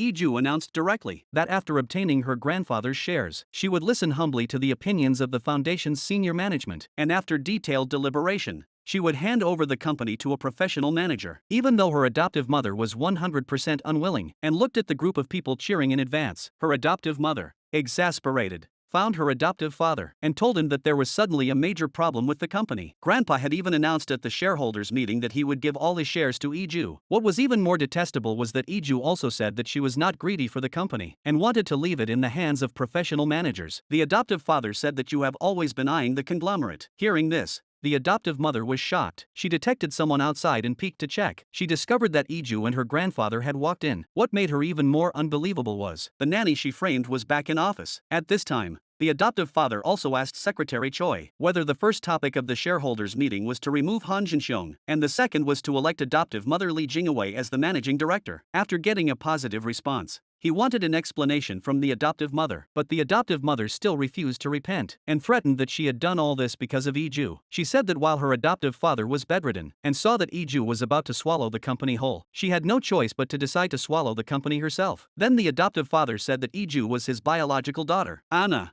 who had rushed over upon hearing the news, was shocked by the scene. She stepped forward and questioned the adoptive mother what this meant. She angrily cursed that someone like Iju could never be her biological daughter. At this point, Grandpa directly confronted the situation and asked the adoptive mother if she had known that Iju was the adoptive father's daughter, and that's why she had abused her since she was young. But even though she was full of guilt, the adoptive mother looked at Anna and still denied that she knew anything. Then she cursed, saying that it was the adoptive father who had fooled around outside. That had resulted in an illegitimate daughter like Iju. Seeing that the adoptive mother had revealed her shrewish image, the adoptive father directly poured a cup of tea over her. After seeing her hug her thighs and kneel down to beg for forgiveness, he directly told Secretary Choi to kick her out of the house and warned Anna that if she dared to set one foot outside this house, she was finished. After Secretary Choi left, the adoptive mother instantly revealed a face of disdain and got up to question Iju. Are you really happy to have ruined me? Unexpectedly, she was asked in return why she wanted to kill herself and her mother. After witnessing the adoptive mother drive away, Iju signaled Luke,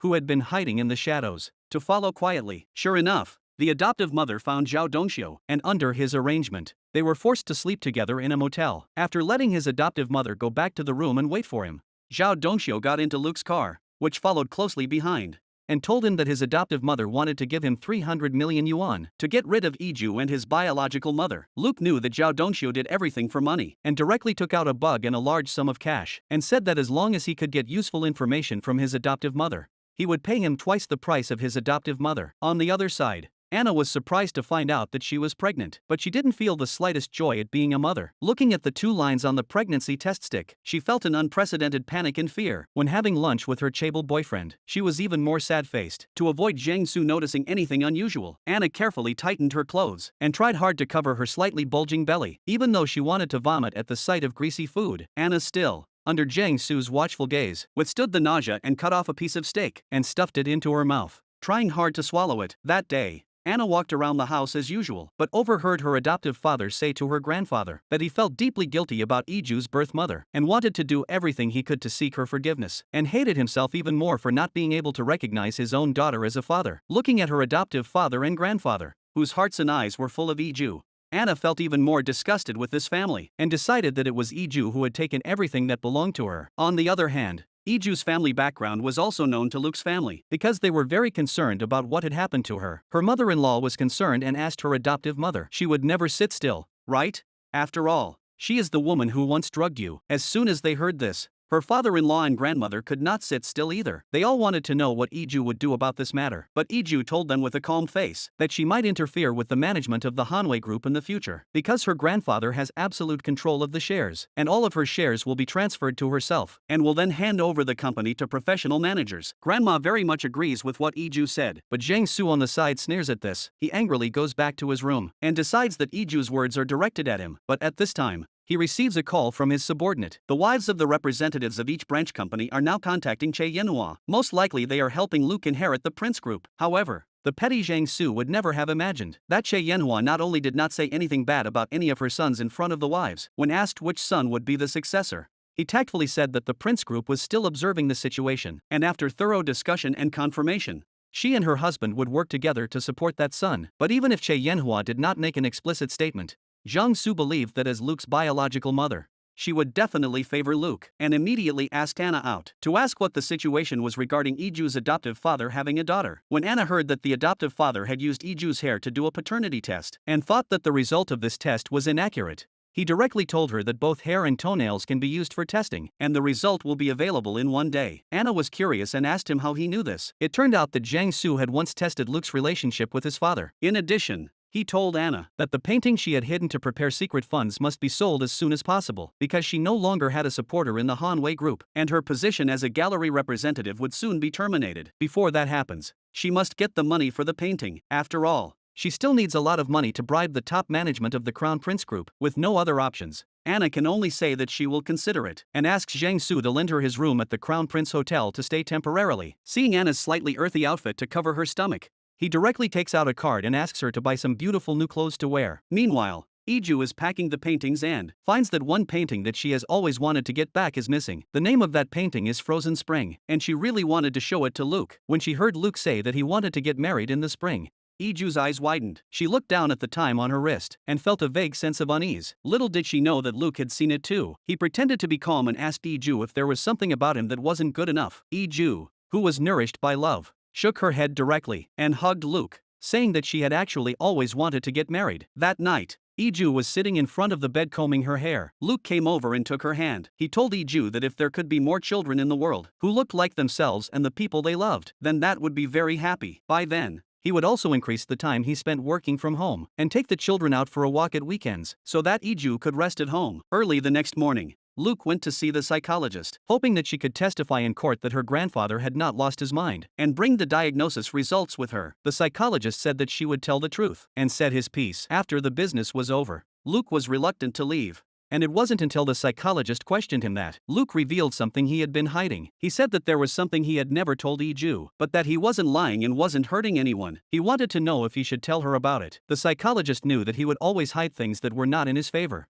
but that was not right in a relationship. He hoped that he would tell her about it as soon as possible, no matter what it was. Meanwhile, Zhao Dongxiu also found Anna watching the other person sitting comfortably in his workstation and cutting his fingernails. An instant flame of anger flared up in Anna's heart, and she yelled at him to get out immediately. Unexpectedly, Zhao Dongxiu walked directly up to Anna and told her that if she had given birth to a child back then, she would be about the same age as her. Anna, who had a vague suspicion of something, felt very uneasy in an instant. Zhao Dongxiu, who had also sensed something unusual, stared directly with wide eyes. Before leaving, Zhao Dongxiu even placed a lipstick on Anna's desk, saying that it was something that her adoptive mother had left behind at the motel. Anna, who was at a loss for words, instantly reacted and wanted to scold Zhao Dongxiu, but the other person didn't even turn around and left. Looking at her mother's lipstick and thinking about what Zhao Dongxiu had said, Anna became more and more suspicious of herself and immediately went home to ask her grandfather who Zhao Dongxiu was. Unexpectedly, she was told that the person was actually the person her adoptive mother dated before marrying her adoptive father, and that her adoptive mother only married her adoptive father after giving birth to Anna. It was also her adoptive mother who instructed Zhao Dongxiu to kill Iju and her daughter. Realizing that Anna couldn't accept the reality, and instead blamed everything on Iju, her grandfather told her that everything he had said was true, and that her adoptive mother was a very vicious person who would hurt everyone for her own sake. Anna, who understood something, suddenly had an epiphany and grabbed the fingernail clipper that Zhou Dongsu had used to decide to do a paternity test. On this day, looking at the 2 lines on the pregnancy test stick, Anna instantly reached the extreme of anxiety. But at this time, her adoptive mother returned. As soon as she entered the door, she looked around to make sure no one was around before asking Anna why she had lost so much weight. Hearing that she was pregnant, her adoptive mother, who had been oblivious to Anna's worries, embraced her and happily praised her, saying, "That's great. You must tell Youngwook as soon as possible. This is the only heir to the Crown Prince Group. If Grandma knew that Anna had a great-grandson, she would definitely approve of her marriage to Youngwook." While her adoptive mother was basking in her daydreaming joy, Anna noticed that her clothes were dirty and had obviously not been changed since the day she was thrown out of the house. She asked her where she had been all this time. Why didn't she come home?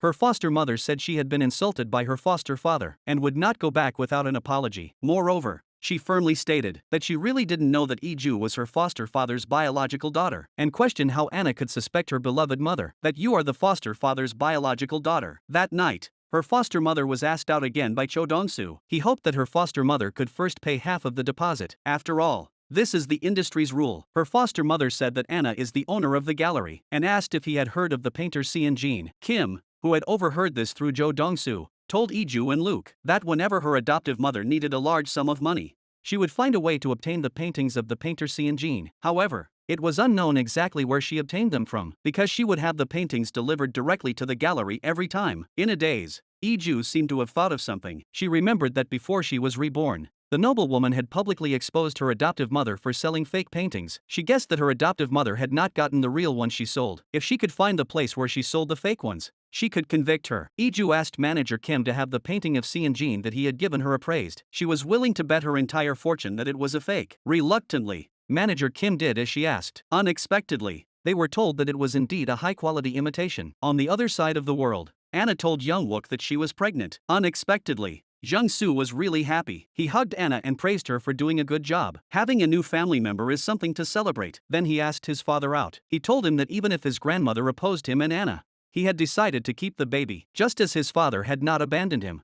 Jung-soo, who was immersed in a full-scale struggle at the moment, was unaware that Iju had approached Anna and told her that all the paintings in the gallery were fakes. Then Anna went home and found her adoptive mother. Unexpectedly, she was on the phone with the noblewoman, that she was currently on vacation abroad, and that Anna was pregnant and about to marry Youngwook. Watching this lying mother, Anna felt a deep sense of helplessness, and even more doubt about whether she was really Cho Dong-soo's daughter. After taking Cho Dong-soo's nail clippers for a paternity test, she fell into complete despair. The test report clearly stated that Cho Dong-soo was her biological father. In order to hide this from the world, Anna tore up the report and swallowed it. The next day she asked her foster mother to meet her downstairs, and asked if she really didn't know that Iju was her foster daughter. But at this time, her foster mother was still full of lies. At this point, Anna completely lost hope in her. She told her that the gallery had been reported by Iju for selling counterfeits, and that the police had already opened a case file for investigation. Seeing the police right in front of her, her foster mother hurriedly ran into Cho Dong-soo's car. After shaking off the police, she told Cho Dong-soo to go to the sanatorium where her grandfather had stayed right away. There were paintings by the painter Sun Jin. Luke, who had overheard everything, hurriedly told Iju. When Iju arrived by taxi, Chief Kim also rushed over on hearing the news, saying that it was no wonder that when her foster mother met with her grandfather in the past, she always told him to wait outside. It seems that she often went to other rooms secretly as well. After saying this, he decided to go inside first to check the situation, and asked Iju to wait outside Luke. Unexpectedly, her foster mother saw Iju from afar, although she was surprised that she was here, but subconsciously told Jo Dong-soo to drive over and run her over right now, and then get the painting and sell it for half of what he got from the previous owner. After hesitating, Jo Dong-soo instantly became feral and drove straight at Iju. Luke, who had arrived, happened to see this, and subconsciously shouted for his wife to avoid it, and then slammed the steering wheel and blocked it dead in front of his wife. And the first thing he said after stumbling out of the car gave his wife an instant bad feeling, claiming that he was scared. Iju didn't understand why he said that. At that moment, the police arrived and arrested the foster mother who tried to escape. At the same time, Manager Kim ran away from the nursing home and told the two that there was indeed an imposter painter living here. All his expenses had been paid by the foster mother. Looking at the face of the imposter painter, Manager Kim's face instantly changed. The other party claimed to know him. He hurriedly chased after him. In the police station, the foster mother looked calm as she fixed her makeup. She kept saying that the damaged car could be fixed easily. So why did they have to make such a big deal about it? Little did she know that the police had detected Cho Dong-soo's fingerprints on the gas cylinder that had caught fire 20 years ago when Iju and her birth mother had been in a fire. Seeing that he was about to go to prison for life, Cho Dong-soo simply laid his cards on the table and said that his foster mother had instructed him to do it. Then, to verify what he had said was true, he even turned on the recording on his phone. Faced with such conclusive evidence, the foster mother continued to slander, claiming that everything was fabricated by Iju, and threatening that Anna would help prove her innocence. When Manager Kim walked in and said that the foster mother had used the painter Seon Jin's insanity to keep him locked up in a sanatorium and paint, and faked his suicide to boost his value and make billions from it, it turned out that Manager Kim, who had also grown up in an orphanage, had found out after growing up that the painter Seon Jin was his father. But before they could recognize each other, they heard that the painter Seon Jin had been declared dead. What was strange was that the body could not be found at the scene. It was learned that the last person he had contact with before his death was his foster mother. Director Kim had been lurking around his foster mother. From this, he also learned that his foster mother was a vicious woman. In addition, Director Kim said that he would hand over all the evidence of his foster mother's crimes. The audit team of the finance department of the Hanwei Foundation will also actively cooperate. Even the gallery run by Anna said that she would provide the data. She has decided to completely abandon this mother who has done nothing but evil. At this point,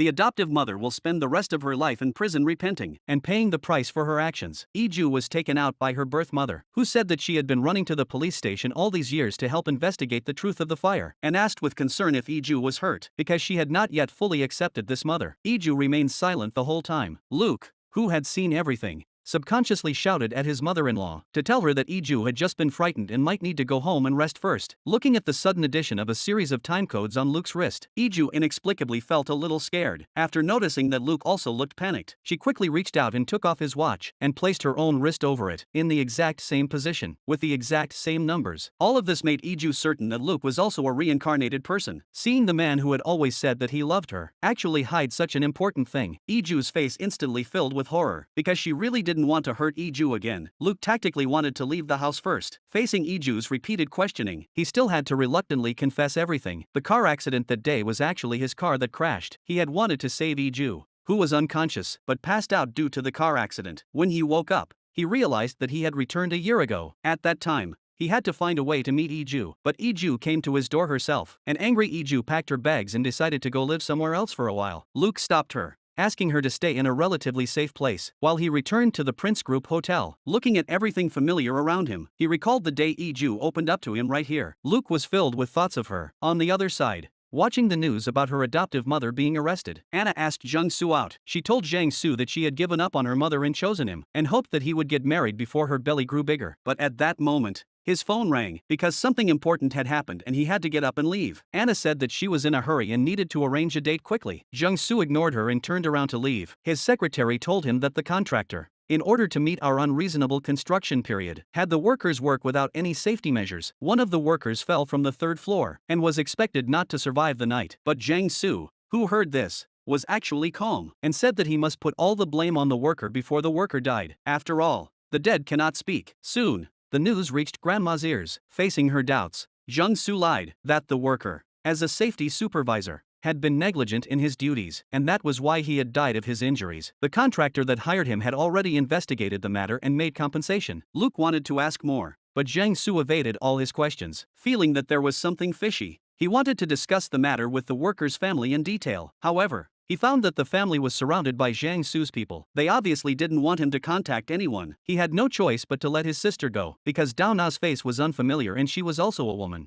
She quickly led the family out. The family cried and told Luke that the three of them were being told by Jang Soo to reconcile as soon as possible. They also said that there were documents proving that their husband had worked illegally. Meanwhile, Iju, who had seen the news about the Crown Prince Group, sent a text message to Luke to express her concern. Unexpectedly, Luke replied immediately, asking how she was doing, because she really didn't know how to face Luke. Iju went to her birth mother's house with fruit and told her birth mother that she always felt that Luke felt more sympathy and guilt than love for her. Her birth mother, who had long since seen through everything, told her that no man in the world would do this much for a woman out of sympathy. Learning that Iju had been instilled with the idea by her adoptive mother that no one would love her since she was young, her birth mother was full of compassion. After opening up about everything, she told Iju that from now on, she would do her best to give her all the love in the world and make her feel more loved than anyone else. Iju also recognized this mother from the bottom of her heart. That night, she personally delivered toiletries to Luke. She found that Luke was in a difficult situation regarding the worker's death, because it was a matter of Jang Soo's reputation. Iju told him not to try to cover up the problem. After listening to his wife's words, Luke found Jang Soo's secretary and told her that the worker's family was pregnant. It was impossible for the worker to lose his footing and die due to drunkenness. He hoped that she would hand over all the materials related to this matter, because she is also a mother of a child, and Luke is the second in command of the Crown Prince Group.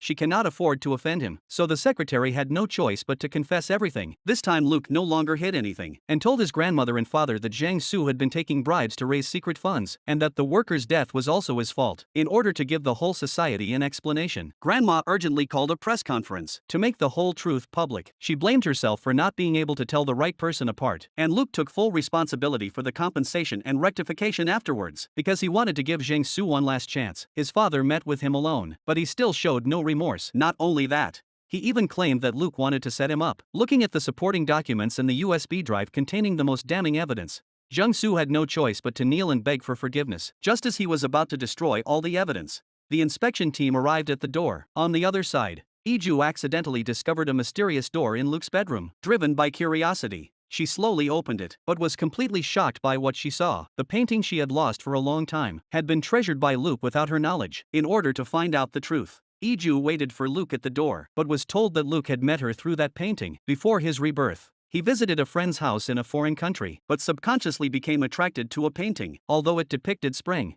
It felt like winter, because he was obsessed with this work by an unknown artist. Luke bought it directly, and found out that the artist was Iju, because at that time, Iju had just married Shire. He could only keep an eye on her. However, when he saw her at the celebration for the Hanwei Group's acquisition of the bank, he was very angry at her for treating her family like that, and at himself for being unable to do anything about it. It was also that day that their cars crashed into each other. Luke was reborn a year ago, and Iju, who had also been reborn, took the initiative to meet with him. He could feel that Iju had changed overnight. He was very happy that she could come to him. When the two of them opened their eyes again, Iju was super happy, snuggled in Luke's arms. But as she looked at the numbers on her hand getting deeper and deeper, Iju felt an inexplicable sense of unease in her heart, and immediately took Luke to the witch's house. The witch told Iju that her adoptive mother had learned through the eavesdropping device on her grandfather's bag that she was her adoptive father's biological daughter. Then, after hearing Iju say that God had given her and Luke 1 year, and wanting to know how to safely get through this period of time, she gave them a fortune-telling. Luke, after deep thought,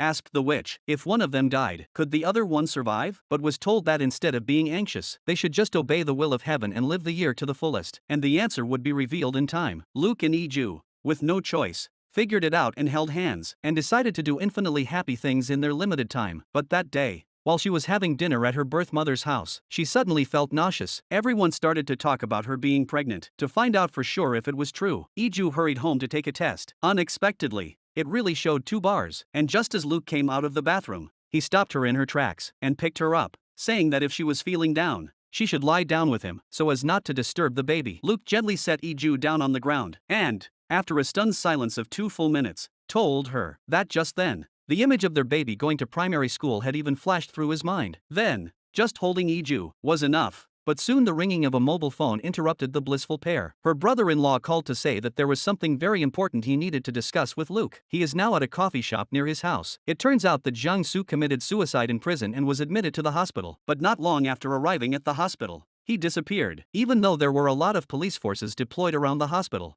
there is still no news. In a daze, Luke seems to have thought of something. He hurried home in panic. Sure enough, he found that Iju was gone. Luke hurriedly asked his brother-in-law to investigate the surveillance camera in front of the house. Unexpectedly, he accidentally discovered that Jiangsu's legs were perfectly normal. He had been pretending to be crippled all these years. With the help of the police, Luke began to track down Jiangsu's car. It was then that he suddenly realized that everything seemed to have been predetermined. At the moment, apart from preventing the car accident and saving Iju, he could not think about much else. Meanwhile, Iju slowly came to her senses. She took advantage of Jiangsu's inattention to break free from the rope around her hands. She then strangled Jiangsu to death. As a last resort, Jiangsu pulled over to the side of the road. He shook Iju off. When Iju completely gave up struggling, Jiangsu once again tied her hands. Luckily, Luke arrived in time. He grabbed Jiangsu and punched him several times. Then he kept shouting for Iju to wake up. Little did he know that Jiangsu quietly took out a small knife and stabbed Luke in the abdomen from behind. The intense pain made Luke fall to the ground instantly, and his limbs gradually lost strength. Listening to the fighting outside the car, Iju finally woke up again. But Jiangsu had no intention of stopping there. His goal was to kill Luke and Luke's beloved Iju. However, the moment he took out the knife,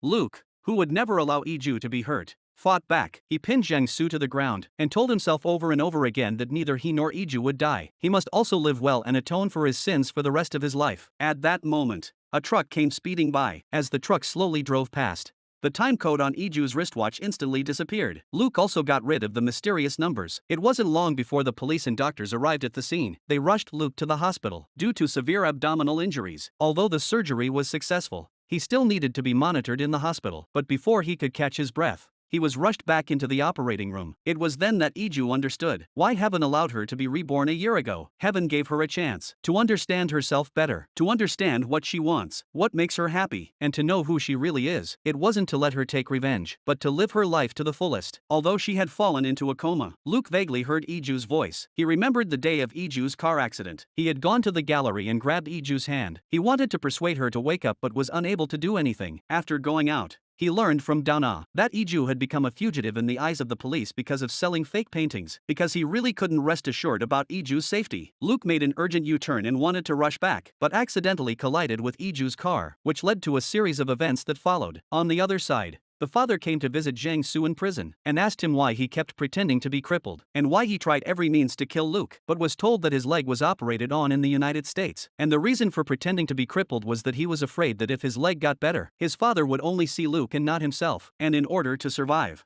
he could only pretend to be miserable, and then he even blamed his father for abandoning his mother, and married Che Yanhua, giving birth to Luke and competing with him for the family fortune. Watching this son who resents him, the father had no choice but to take out a letter. That was exactly what Jiang Su's mother left behind when she left. He claimed that Jiang Su's mother had abandoned him, and after Jiang Su read the contents of the letter, the father and son had no more ties. As the envelope slowly opened, the contents were also the last straw that killed Jiang Su. It turned out that his mother had a new love. Even though Jiang Su regretted not knowing this sooner, he will spend the rest of his life in prison. Soon, there was also movement on Luke's side. When the mother-in-law learned that her son was injured and hospitalized, she immediately embraced her daughter-in-law in her arms. Even though her daughter-in-law blamed herself for being seriously injured while trying to save her, the mother-in-law still comforted her warmly, saying that it was okay. Realizing that Iju was depressed all day long because she was worried about Luke's health, the mother-in-law carefully handed her the tableware. Seeing her mother-in-law treating her so kindly, Iju once again found hope in life. She kept praying that Luke would wake up, that she has let go of all hatred. That day, Iju was walking aimlessly in the hospital corridor when Dana suddenly ran up to her and excitedly hugged her, telling her that her brother had finally woken up, and then silently made space for the two of them to be alone. Seeing Luke, who had been at death's door,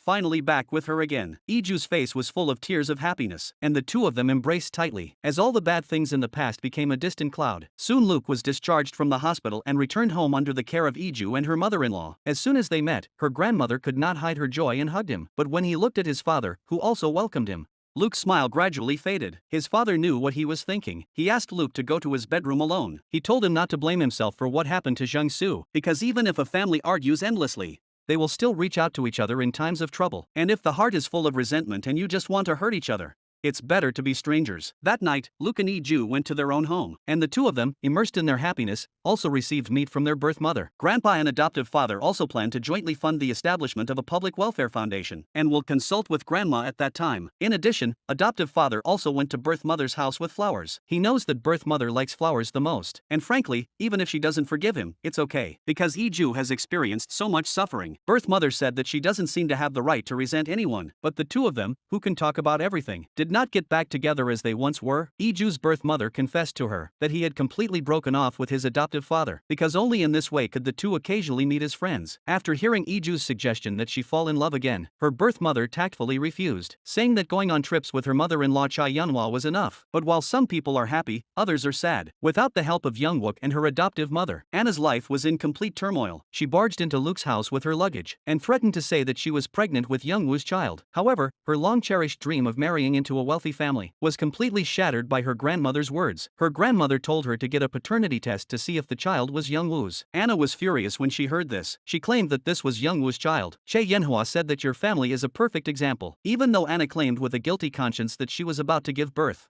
her grandmother still insisted that she go abroad for a paternity test. That day, she learned that Jiang Su had been arrested. Anna completely broke down after hearing the news. What made her even more devastated was that she was immediately evicted for not paying the rent for a long time. Seeing that her baby was about to be born, Anna, who had no one to rely on, really didn't know what to do. On the other side, Shire's mother began to play the role of a good mother-in-law. She proudly prepared a big table of food and eagerly awaited the arrival of Shire's new girlfriend. As the doorbell rang, the new girlfriend entered the house with flowers and immediately praised her for giving birth to such a handsome and charming Shire. When the four sat down to eat, the girlfriend took the initiative to invite Shire's sister and mother to go shopping with her, and said that she was going to marry Shire soon, and wanted to buy them a bag and clothes. Looking at this rich girl with a big head, the mother and sister's hearts instantly filled with joy, thinking that they would finally no longer have to live in this small, dark room. But just then the doorbell rang again. Anna appeared in front of everyone with a pregnant belly. She said that the baby in her belly was Shire's. The sudden bad news made the family unbelievable. Her girlfriend stood up and demanded an explanation from Shire. Looking at Anna lying on the sofa, her girlfriend suddenly understood everything. She left the house in grief. Shire took Anna into the bedroom and angrily asked her, "You obviously despise yourself. Why did you get pregnant with my child?" Anna said she didn't know anything about it. She had nowhere else to go, so she said she would live in Shire's house and give birth to her child in this small house. She would take Shire to experience what real hell is. Even if he wanted to refuse, he could only tolerate it for the sake of his child. After settling everything, Anna came to visit her foster mother in prison, hoping that she would give her the money she had hidden away to improve her life. After learning that she really didn't have a penny, Anna got up and left directly, and warned her foster mother not to look for her after she got out of prison. Meanwhile, Luke became the successor of the Crown Prince group. Iju also got along very well with her grandfather and foster father. The two, who had been inseparable, also went to the Civil Affairs Bureau to get their marriage certificate. After they came out, they were warmly welcomed by a group of friends, because on the way there, they happened to bump into Iju's best friend, who also had a crush on Luke's younger brother. After just getting their marriage certificate, Iju took Luke to the restaurant where they first met. She imitated Luke from before and took out the room card key, and invited him to go upstairs. Luke, who understood what was going on, laughed for a while, and then quietly got down on one knee, and formally proposed to Iju. He put on the shiniest ring for her, and, with everyone's envious gaze, towards the happiness that belongs to just the two of them. A year later, Iju and Luke's daughter was born. The three of them took a family photo together, and Iju happily drew the scene. She named the picture Every Day in Happiness. After all the twists and turns, Iju and Luke finally got married. They will continue to live happily ever after.